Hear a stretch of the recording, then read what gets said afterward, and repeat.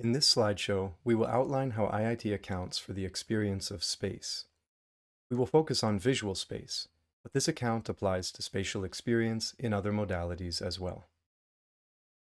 Following the IIT method, recall that we aim to establish a one-to-one correspondence between an experience, a phenomenal structure, and the phi structure unfolded from the substrate of consciousness. Earlier in the wiki, we saw how IIT establishes the explanatory identity by accounting for the essential properties of every conceivable experience in terms of cause-effect power. Now, we'll see how IIT demonstrates the identity by accounting for the accidental properties of experience, that is, properties that are present in some experiences but absent in others. This account of why space feels the way it does was first developed in Hahn and Tononi 2019. Here we will provide a simplified version of this account, slightly updated to IIT 4.0 and without any mathematical details. In line with the IIT method, we will first characterize in more detail what space feels like, its phenomenal structure. We will then aim to formulate these phenomenal properties in physical terms, that is, in terms of the cause-effect power of a substrate. We will work with a simple substrate inspired by the lattice-like architecture of visual cortex. This part of the brain comprises 2D grids of neurons connected via lateral, near-neighbor connections and stacked on one another, which we represent in the highly simplified form of a 1D grid of 7 units, A through G. If we unfold the cause-effect power of a substrate of this kind, it corresponds to a phi-fold, in this case the part of the phi structure specified by visual cortex. Here is a highly simplified depiction of this phi-fold, unfolded from the 7 units. Based on the explanatory identity of IIT, the properties of this phi-fold should correspond one-to-one with the properties of the phenomenal structure of visual space. As we will show, this phenomenal physical identity is how IIT explains why space feels extended. Let us begin by characterizing the phenomenal structure of visual space. This may seem strange at first, even trivial. For example, it's like starting to explain gravity by demonstrating that things fall. But this is because our experience of space is so all-pervasive that we may not even notice that it needs to be accounted for. The exercises here aim to demonstrate that visual space indeed has structure, and one that we can characterize, at least to some extent. What do we mean by the experience of visual space? A typical visual experience has various shapes and colors on the canvas of our visual field. For instance, now you see a screen that is all black. But it can be red. It can be green. It can be blue. Or black again. Notice that despite all these changes in colors, the screen was there all the time, like an extended canvas. Besides colors, you might also see shapes and objects occupying portions of your visual space. For instance, here's a face, or a house, and now those objects are gone. But you still see the space. The canvas on which those objects appeared is still there, just dark. How can we characterize the feeling of space? Not the feeling of the colors or the objects you saw, but of space itself. The feeling of the canvas on which those colors and objects appeared. First, it must have components, and a lot of them. The most basic of these components we will call spots. For example, here is a bright spot, roughly where you saw the face before. In order to see this spot as bright, you must be seeing a spot in the first place. To see what we mean, keep watching this spot as it fades out. You can't see the spot as bright anymore, but the spot is still there. It simply has the same color as its surroundings. In fact, the spot was always there, also before you saw it as bright. We can generalize and show that this is true for many more spots, big and small, all over the canvas. We can think of spots as distinctions in the sense that they are the basic component that we can distinguish when we introspect phenomenal space. And now they've gone dark, but the spots are still there because the entire space is still there, just dark. The point is that for space to feel extended, All its countless spots must be there all the time. What if space were not composed of all its spots? Here, for example, you see two bright spots with a region of space separating them. What would happen if the spots composing the central region were not there? If the spots of this region weren't there, there would be no space to separate the two bright spots. As a consequence, they would not feel to be at a distance anymore. The feeling of space would shrink. Of course, this depiction is merely an intuition pump, but something akin to this happens in, for example, hemianopia, where patients cease to experience portions of visual space altogether. So for the central region of space to feel the way it does, for it to feel extended, all the spots that compose it must be there. But it's not enough to have spots. They must also be structured. Some spots overlap, some include others, each is at a distance from the others, and so on. So the distinctions, the spots, must also be related to one another in particular ways. What would it mean if the spots were all there but there were no relations among them? Again, it's not really possible to show this, but here's another graphical intuition pump. All the spots are still there, but they've been scattered and lost the relations that had made them form a region of space before. We will now try to formalize our phenomenological observations. The feeling of spatial extendedness is characterized by four fundamental properties: reflexivity, inclusion, connection, and fusion. Let's look at each in turn.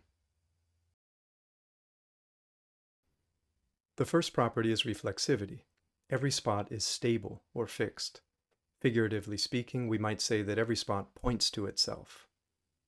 What would it mean if spots didn't point to themselves? Consider the contrast with the feeling of time, in which a moment feels fleeting.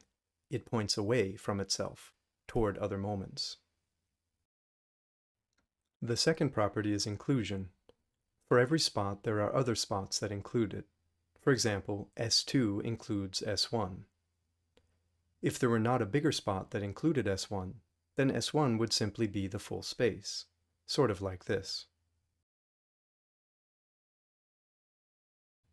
Similarly, for any spot, such as S1, there is always a spot that is included by it. For example, S3. Could S1 look the way it does if it didn't include any smaller spot? No, because it would mean that we could not introspect that S1 has, say, a left half and a right half. If S1 didn't include a smaller spot, it would shrink to a point, which has no extension, sort of like this. So S1 must be included by at least one bigger spot, S2, and include at least one smaller spot, S3. The third property is connection. For every spot, there is always another spot that partially overlaps with it, such that their overlap is also a spot. Here, S1 partially overlaps with S4, such that their overlap is S3. What if the overlap weren't also a spot itself? What would this feel like? Maybe the spots would feel to be next to each other, like this, but clearly they would no longer overlap. Hence, we can't have a spatial overlap without the overlap itself also being a spot. The fourth property is fusion. For every spot, we can find another spot that partially overlaps it, such that their union is also a spot.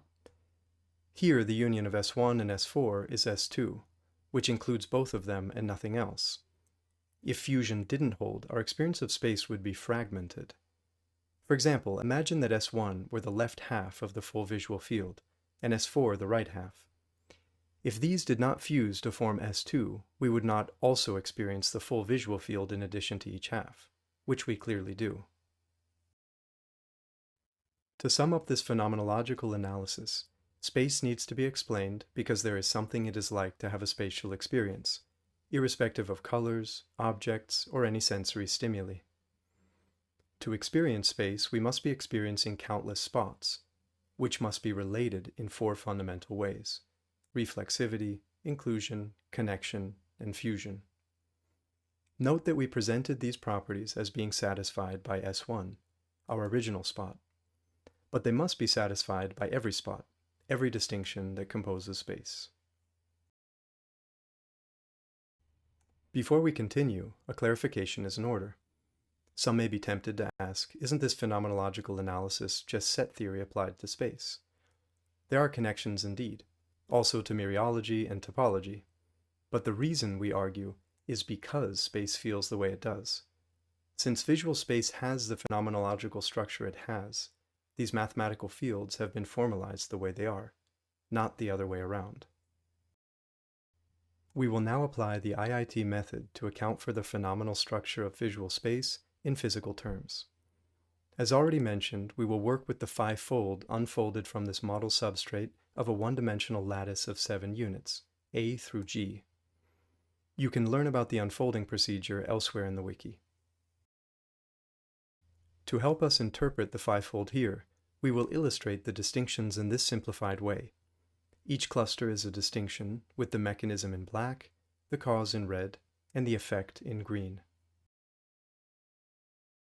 To simplify even further, let us zoom in on 4 distinctions.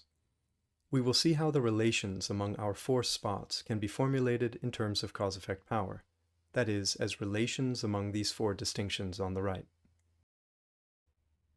Let's go through each property in turn, starting with reflexivity. Each spot is reflexive. In terms of cause-effect power, notice how the distinctions follow a pattern. The cause and effect purviews are over the same units, and always a subset of the mechanism units. For instance, distinction CDE has a cause and an effect over D, distinction BCDE over CD, and so on. In this sense, the cause and effect of each distinction overlap. Figuratively, the distinctions point to themselves. The second property is inclusion. Spot S1 is included by spot S2. Similarly, we see that distinction BCDE is included by distinction BCDEF. This is because the cause and effect of BCDE are both over CD, which is a subset of the cause and effect of BCDEF, which are both over CDE. In technical terms, we say that BCDE and BCDEF are related by a second-degree relation, and the relation purview is over CD in yellow. Similarly, S1 includes S3, just as distinction BCDE includes distinction CDE. This is because the cause and effect of BCDE are both over CD, which is a superset of the cause and effect of CDE, which are both over D. We describe this as a second-degree relation between BCDE and CDE over relation purview D. The third property is connection. S1 partially overlaps with S4, and their overlap is also a spot, S3. Similarly, for distinction BCDE, there is a distinction that overlaps it partially, CDEF, over relation purview D, and their overlap is also a distinction, CDE. The fourth property is fusion. We saw that S1 and S4 fuse into S2, which includes both and nothing else. In terms of cause-effect power, for example, distinction BCDE fuses with distinction CDEF into distinction BCDEF. The cause and effect purviews of BCDEF are the union of the purviews of the other 2 distinctions. We have now found a one-to-one correspondence between the 4 types of phenomenal relations among spots and the 4 types of causal relations among distinctions in the cause-effect structure. According to the explanatory identity of IIT, these 4 relations are all we need to account for the feeling of space, with no additional ingredients. To illustrate this, let's first show the 4 relations among the 4 distinctions in a simplified form. The distinctions are labeled by their mechanism units, and the relations are indicated schematically. Here we can see that this basic pattern of relations applies at all orders of distinctions unfolded from the 1D grid of units A through G. There are only 2 exceptions. First-order distinctions are simply points. They are not extended. They don't include anything and don't connect, and therefore they don't fuse either. The highest order distinction is that spot which is the whole space, and therefore it isn't included by other spots, and doesn't overlap with other spots. Moreover, mechanisms including A and G have fewer relations since they are at the edge of the space. The explanatory identity of IIT requires that we account for all properties of spatial experience in terms of cause-effect power, with no additional ingredients. This means that the four fundamental properties of reflexivity, inclusion, connection, and fusion should be sufficient to account for any possible derived property of space. To demonstrate how this can be done, let us see how we can account for the region occupied by a spot, the distance between two spots, and the location of a spot. Phenomenally, the region covered by a spot can be thought of as all the spots that are included by it. For instance, spot S1 is a rather small region. It includes the yellow spots indicated, and many, many more. Let us suppose that spot S1 corresponds to distinction BCDE in the cause-effect structure. The region occupied by S1 would correspond to all the distinctions that are included by a particular distinction, called its subtext. If we consider another spot occupying a larger region, such as S2, phenomenally it would include more spots. Similarly, this would correspond to a distinction that includes more distinctions in its subtext, for example, distinction BCDEF. Finally, we can consider an even larger spot, such as S3, which would correspond to an even higher order distinction, such as BCDEFG. Now that we have defined a region, you may have noticed that every spot we can introspect always has a region. Otherwise, it would be impossible to see it. It would not be extended. We had to bootstrap to get started, and thus we crudely equated phenomenal spots to individual distinctions in the phi structure. Even though we cannot pick out a so-called pure spot through introspection, it is useful to think about spots as being elementary distinctions, the most basic component of spatial experience. Phenomenally, the location of a spot can be thought of as the set of all spots that fully overlap it, identifying its place within the total space. As an analogy, we describe a geographical location by a set of larger places that include it, a street number, a city, a state, and so on. For spot S1, to locate it, we could say it is in the left half of the total space, in its middle third, etc. In the cause-effect structure, the location of a distinction is given by its supertext, the relations to all the distinctions that include it. For example, the location of distinction BCD is the set of distinctions highlighted in yellow, which recursively include it. We can see that BCD is in the leftmost third of space because it is included by ABCDE, a bigger distinction covering the left third, and not by CDEFG, which covers the right third. If we considered another spot, S2, with a different location, this would correspond to another distinction, say DEF, with a different supertext. DEF is at a different location because it is included by CDEFG, the rightmost third of the space, and not by ABCDE, as BCD was. We already saw that every time we experience a phenomenal spot, we also experience its region. That is, we experience all its relations to spots that it includes. Similarly, we cannot experience a spot without simultaneously experiencing its location. That is, we immediately experience all the relations to the spots that include it.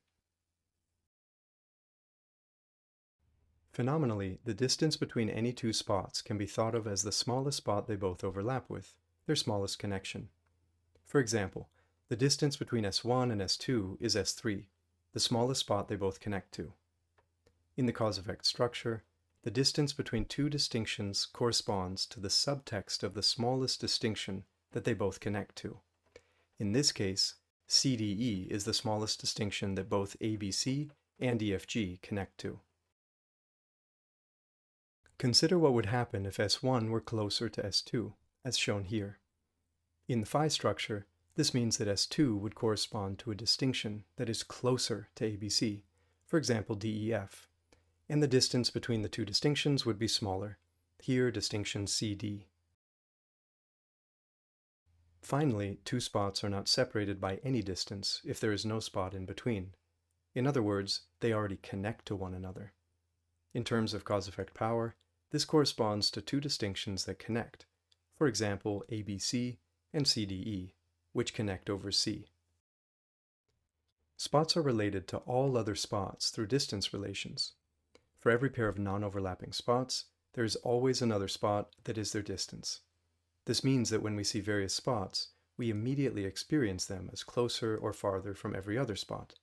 This experience is immediate, in the sense that we don't need to calculate or measure these distances. They are simply there in front of our eyes. This has been an overview of IIT's explanation for why space feels the way it does. Please consult Hahn and Tononi 2019 for further details and accounts of additional spatial properties.